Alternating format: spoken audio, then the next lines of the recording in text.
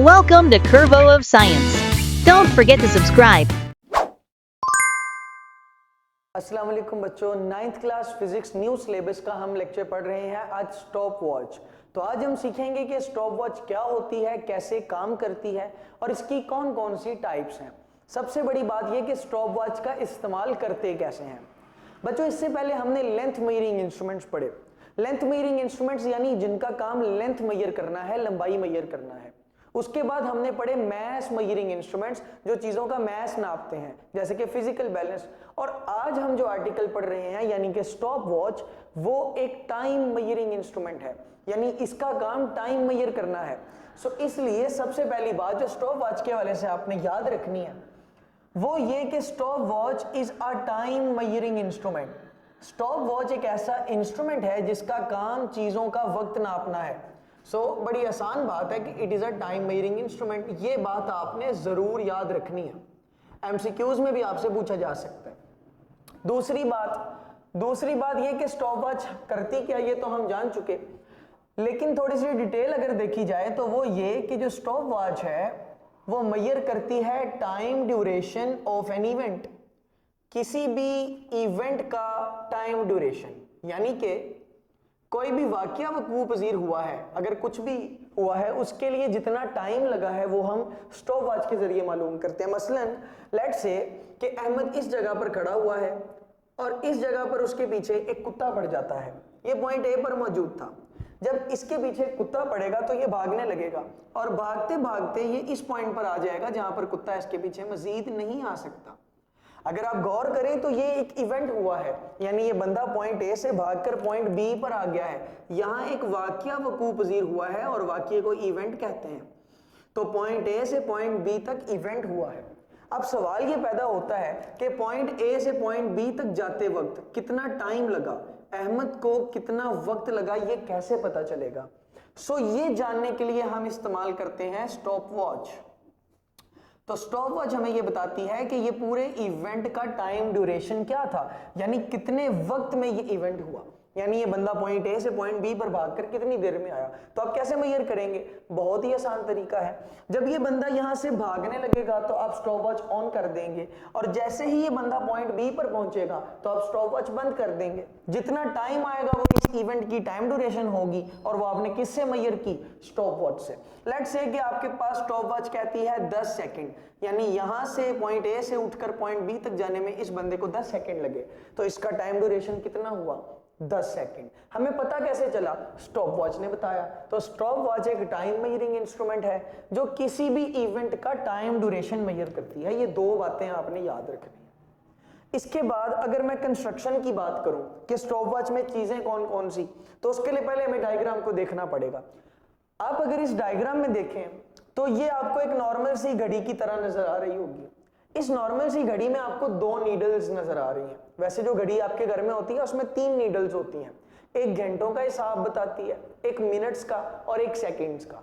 यहां घंटों का हिसाब बताने वाली नीडल नहीं होती, ये जो नीडल है वो मिनट का हिसाब बताती है और ये वाली नीडल सेकंड्स का हिसाब बताती है कि कितने सेकंड गुजर चुके। तो दो चीजें आ गई नीडल्स, एक ब्लू वाली, एक रेड वाली और एक ब्लैक वाली। रेड वाली मिनट्स के बारे में बताती और ब्लैक वाली जो है वो सेकंड्स के बारे में बताती। इसके बाद और क्या खास चीज आपको इसमें नोट होती है, वो जो खास चीज आपको नजर आती है वो इसकी रीडिंग्स है, इसको कहते हैं डिवीजन्स। तो आप अगर गौर करें तो ये 0, 1, 2, 3 से लेकर टोटल 29 तक है और 29 के साथ एक 0 भी मिलाए तो 30। मतलब ये काली डिवीजन्स टोटल कितनी है, 30। मैं फिर बता दूं, 0 से शुरू हो रही है और 29 तक जा रही है, तो टोटल 30 हुई। 30 डिवीजन्स हैं टोटल। अच्छा, अगर मैं इस एक डिवीजन को बड़ा करके आपको दिखाऊं, ये 0 से 1 तक की डिवीजन को मैंने जूम करके आपके सामने रख दिया, ये 0 है और ये 1 है। याद रखिएगा, जब आपकी नीडल 0 पर पॉइंट कर रही होगी और आप अपनी स्टॉप वॉच का बटन दबा के इसको स्टार्ट करेंगे तो ये नीडल आहिस्ता आहिस्ता धीरे धीरे मूव कर कर आ जाएगी पॉइंट 1 पर, यहां पर। तो जब आपकी नीडल यहां से यहां आ जाए इसका मतलब है कि 1 सेकंड गुजर चुका है। यानी कि ये जो ब्लैक वाली रीडिंग्स हैं 0, 1, 2, ये सेकंड को शो करती हैं। अगर आपकी सुई 0 से 1 चली जाए तो 1 सेकंड गुजरा और अगर 2 से 3 चली जाए तो तब भी 1 सेकंड गुजरा। अच्छा, अगर आप गौर करें इस 1 सेकंड में, तो मैंने इस 1 सेकंड को 10 छोटी छोटी डिवीजन्स में बांटा हुआ है, डिवाइड किया हुआ है। तो ये जो आपके पास रेड कलर की लाइंस हैं, इनके जरिए मैंने 0 से 1 तक 1 सेकंड के वक्फे को 10 छोटे छोटे हिस्सों में बांट दिया। और अगर मैं इस एक हिस्से की बात करूं तो ये इस एक पूरे सेकंड का 10वां हिस्सा है। देखो ना, मैंने एक पूरे सेकंड को 10 हिस्सों में बांट दिया, तो ये एक हिस्सा छोटा सा, ये इस पूरे 1 सेकंड का 10वां हिस्सा है, यानी 1/10 सेकंड, 1 सेकंड का 10वां हिस्सा। तो ये एक हिस्सा 1/10 सेकंड है। अब 2 बातें याद रखनी है, ये सारी बात जो आपको बताई इसमें 2 बातें याद रखनी है। पहली बात, स्टॉप वॉच में एक तो नीडल है, वो 2 है, 1 मिनट्स बताती है और 1 सेकंड बताती है। तो पहली चीज है नीडल। दूसरी चीज है डिवीजन्स, और डिवीजन्स भी 2 तरह की, एक जो सेकंड्स बताती और एक जो 1/10 सेकंड बताती, यानी 1 सेकंड का 10वां हिस्सा। मुझे उम्मीद है कि आपको ये बातें समझ आ गई होंगी। अगर कोई कसर रह गई है तो यहां पर लिख के पूरी करते हैं, आपको जरूर समझ में आएगा। देखो बेटे, हमने नीडल्स की बात की। नीडल्स 2 हैं, 1 मिनट शो करती है और 1 सेकंड शो करती है। तो नीडल 2 हैं। एक नीडल का नाम है मिनट हैंड। मिनट हैंड वाली नीडल का काम है ये बताना कि कितने मिनट गुजर चुके। और दूसरी नीडल है सेकंड हैंड। सेकंड हैंड का मतलब यहां पर पुरानी वाली चीज नहीं, बल्कि सेकंड हैंड का मतलब है कि वो नीडल जो सेकंड शो करती है। तो ये आपके पास है सेकंड हैंड। सो नीडल्स 2 हैं, एक मिनट हैंड है और एक सेकंड हैंड है। और इनको याद रखना कोई मुश्किल नहीं, इनके नाम में वाज़ेह है। मिनट मतलब मिनट के बारे में बताएगी और सेकंड हैंड मतलब सेकंड के बारे में बताएगी। अब बात करते हैं डिवीजन्स की। डिवीजन्स भी 2 तरह की, टोटल याद रखिएगा 30 बड़ी डिवीजन्स हैं, 30 बिग डिवीजन्स, और ये बड़ी डिवीजन्स 1-1 सेकंड को शो करती हैं। So there are 30 big divisions. जैसे यहां पर अगर आप गौर करें तो ब्लैक कलर में टोटल 0 से 29 तक रीडिंग लिखी हुई है, मतलब 30 है टोटल। तो 30 बिग डिवीजन्स हैं, ये 1-1 सेकंड को शो करती हैं। और इसके अलावा हर सेकंड में 10 छोटी छोटी लाइनें भी बनाई हैं। So there are 10 small divisions. तो याद रखिएगा कि आपके पास जो नीडल्स हैं, नीडल्स वो भी 2, मिनट हैंड और सेकंड हैंड, और डिवीजन्स भी 2 तरह की हैं। इसमें 30 बड़ी डिवीजन्स हैं और 10 छोटी डिवीजन्स हैं। चले, आई होप सो कि आपको कंस्ट्रक्शन क्लियर हो गई। अब हम बात करते हैं मैकेनिकल स्टॉप वॉच की। देखिएगा, जौन सी स्टॉप वॉच में आपको सुइयां नजर आए, इस तरह से नीडल्स नजर आए, उस स्टॉप वॉच को आप कहते हैं मैकेनिकल स्टॉप वॉच। यानी सुइयों वाली स्टॉप वॉच या सुइयों वाली घड़ी को मैकेनिकल स्टॉप वॉच कहते हैं। लेकिन कुछ घड़ियां ऐसी भी होती हैं जिसमें डिजिटल नंबर नजर आते हैं, तो जिस घड़ी में डिजिटल नंबर नजर आते हैं वो डिजिटल स्टॉप वॉच होती। लेकिन चूंकि ये सुइयों वाली है, हम इसको इस्तेमाल करना सीखेंगे कि इसको कैसे यूज किया जाता है। So working of mechanical stop watch. बच्चों देखिएगा, 3 स्टेप्स में आपको बताऊंगा कि ये कैसे काम करती, और आप तीनों स्टेप्स में आप समझ जाएंगे कि ये काम कैसे करती है। सबसे पहले हमारे पास इसका स्टेप 1 है। देखें जी, अगर आपके पास कोई रेस लग रही है और आपने उस रेस में वक्त नापना है, तो जैसे ही रेस शुरू होगी अब इसका बटन दबा देंगे। जब आप इसका बटन दबाएंगे तो ये सुइयां घूमना शुरू हो जाएंगी। यानी पहला स्टेप क्या है, ये जो बटन आपको नजर आ रहा है इस जगह पर, ये इस बटन को कहते हैं नोब, KNOB, नोब। इस बटन का नाम है नोब। तो जब आप ये बटन को दबाएंगे, यानी पहला स्टेप क्या है, पहला स्टेप है प्रेस नोब। जब आप नोब को प्रेस करेंगे तो क्या होगा, पहली दफा प्रेस करने की बात कर रहा हूं। जब आप पहली दफा नोब को प्रेस करेंगे तो होगा ये कि आपकी जो नीडल्स हैं वो मूव करना स्टार्ट हो जाएंगी। तो मैं कह सकता हूं यहां पर शॉर्ट फॉर्म में कि नीडल्स स्टार्ट। तो अगर आपने इसको स्टार्ट करना है तो पहली दफा नोब को प्रेस कर दें। अच्छा, अगर अब आपको रोकना पड़ गया है, यानी रेस खत्म हो रही है और अब आपने इसको रोकना है, तो फिर आप क्या करेंगे, आप इस नॉब को दोबारा प्रेस कर देंगे। जब आप इस नॉब को दोबारा प्रेस कर देंगे तो नीडल्स वहीं रुक जाएंगी जिस लम्हे आपने उसको रोका होगा। तो स्टेप 2 क्या है, स्टेप 1 था नॉब को प्रेस करें। स्टेप 2 में अगर आप उसको रोकना चाहते हैं तो आप उसको दोबारा प्रेस कर दें, प्रेस अगेन। जब आप उसको दोबारा प्रेस करेंगे तो जो नीडल्स पहले स्टार्ट हुई थी इस मकाम पर, अब वो नीडल्स स्टॉप हो जाएंगी। तो ये दूसरा स्टेप है। तो 2 स्टेप्स हो गए। अगर आपने स्टार्ट करना है तो पहली दफा नॉब को दबा दें, और अगर आपने रोकना है तो दूसरी दफा दबा दें। और अगर आपने सुइयों को वापस 0 पर लाना है, देखें ना, जब आप उसको दूसरी दफा रोकेंगे तो सुइयां 0 पर तो नहीं होंगी, वो वहां पर होंगी जिस लम्हे आपने उसको रोका होगा। सो अगर आप उसको वापस रीसेट करना चाहते हैं और 0 पर लाना चाहते हैं तो अब आप स्टेप 3 करेंगे। और स्टेप 3 क्या है? स्टेप 3 है कि आप उसको फिर से दबा देंगे, आप नॉब को दोबारा से प्रेस करेंगे।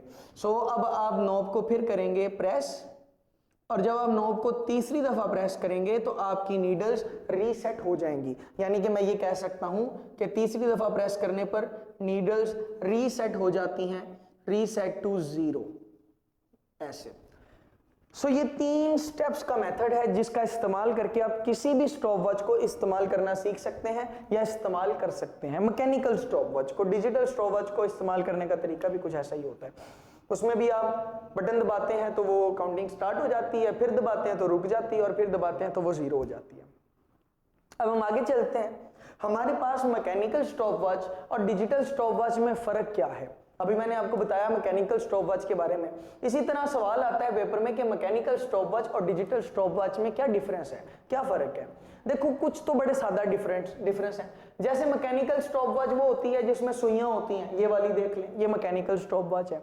डिजिटल स्टॉपवॉच वो होती है जिसमें सुइयां नहीं होती बल्कि नंबर्स दिखाई देते हैं। जैसे यहां देखें, इसमें आपको नंबर्स दिखाई दे रहे हैं। इस तरह की आपने स्टॉपवॉच मस्जिद वगैरह में या कहीं और देखी होगी जरूर। ये डिजिटल स्टॉपवॉच होती है। एक बात बच्चों मैं आपको बताना चाहता हूं, वो ये कि ये जो मैकेनिकल स्टॉपवॉच होती है, इस मैकेनिकल स्टॉपवॉच को हम एनालॉग स्टॉपवॉच भी कहते हैं। Mechanical stopwatch is also known as analog stopwatch, इसका ये दूसरा नाम है। अगर पेपर में कहीं ये नाम आ जाए गलती कुताई से तो परेशान नहीं होना आपने। मैकेनिकल स्टॉपवॉच ही एनालॉग होती है, एनालॉग ही मैकेनिकल होती है। अच्छा, अब फर्क तो आप जान चुके कि मैकेनिकल स्टॉपवॉच नीडल्स वाली होती है और डिजिटल स्टॉपवॉच नीडल्स के बगैर होती है। लेकिन ये कोई फिजिक्स वाला फर्क नहीं है, ये तो कोई नॉर्मल बंदा भी देख के बता सकता है। तो फिर फिजिसिस्ट वाला फर्क क्या होगा? वो होगा इनका लीस्ट काउंट। सबसे पहली बात, लीस्ट काउंट होता क्या है?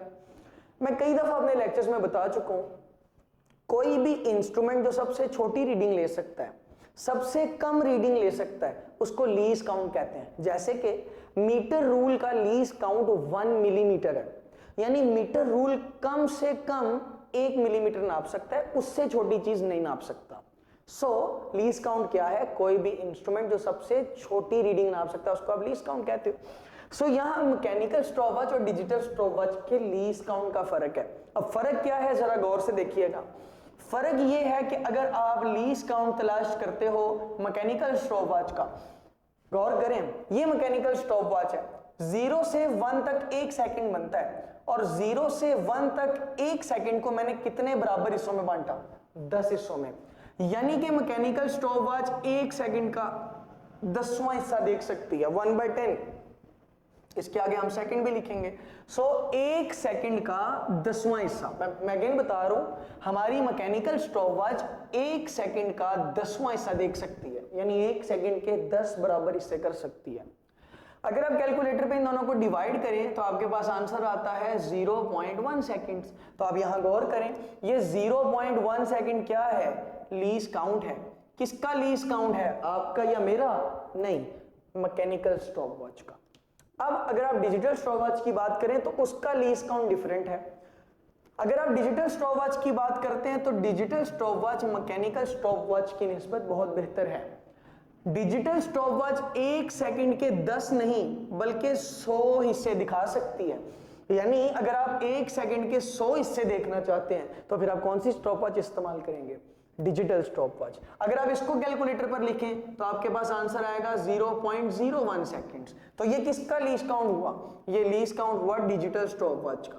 अब अगर आप इन दोनों सिस्टम्स के, इन दोनों इंस्ट्रूमेंट के लीस्ट काउंट के ऊपर गौर करें तो आपको बहुत सारी बातें सीखने को मिलती हैं।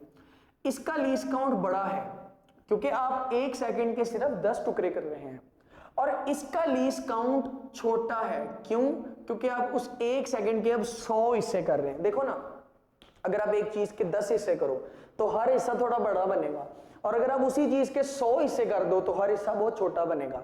यानी ये वाला लीस्ट काउंट कम है और ये वाला लीस्ट काउंट ज्यादा है, और जितना लीस्ट काउंट कम होता है उतना इंस्ट्रूमेंट अच्छा होता है। इसका मतलब है, मुझे बताएं, ये मैकेनिकल स्टॉपवॉच अच्छी है या डिजिटल स्टॉपवॉच अच्छी है? जी बिल्कुल ठीक, डिजिटल स्टॉपवॉच अच्छी है। क्यों? क्योंकि डिजिटल स्टॉपवॉच का लीस्ट काउंट मैकेनिकल स्टॉपवॉच के लीस्ट काउंट से कम है। यानी मैं ये बात यहां पर लिख सकता हूं, क्या लिख सकता हूं? मैं ये बात यहां पर ऐसे लिख सकता हूं कि डिजिटल स्टॉपवॉच की बात की जाए तो वो मैकेनिकल स्टॉपवॉच की निस्बत बेहतर है। तो इस बात को हम कैसे लिखेंगे? हम लिखेंगे digital stopwatch is more accurate then mechanical stopwatch. तो आपकी जो डिजिटल स्टॉपवॉच है वो मैकेनिकल स्टॉपवॉच की निस्बत ज्यादा एक्यूरेट है, ज्यादा बेहतर है। और अगर कोई आपसे ये पूछे क्यों, तो आपने उसको जवाब देना है क्योंकि डिजिटल स्टॉपवॉच का लीस्ट काउंट कम है और मैकेनिकल का ज्यादा है, और जिसका लीस्ट काउंट जितना कम होता है वो उतनी ज्यादा एक्यूरेट होती है, उतनी ज्यादा अच्छी होती है। बच्चों ये हमारा आज का लेक्चर था जिसमें हमने सीखा कि स्टॉपवॉच क्या है, बहुत डिटेल में सीखा, एक आसान लेक्चर था। उम्मीद है कि आपको ये समझ में आया होगा। बहुत शुक्रिया, अल्लाह हाफिज। Thanks for watching. Subscribe to our channel. And don't forget to like and share.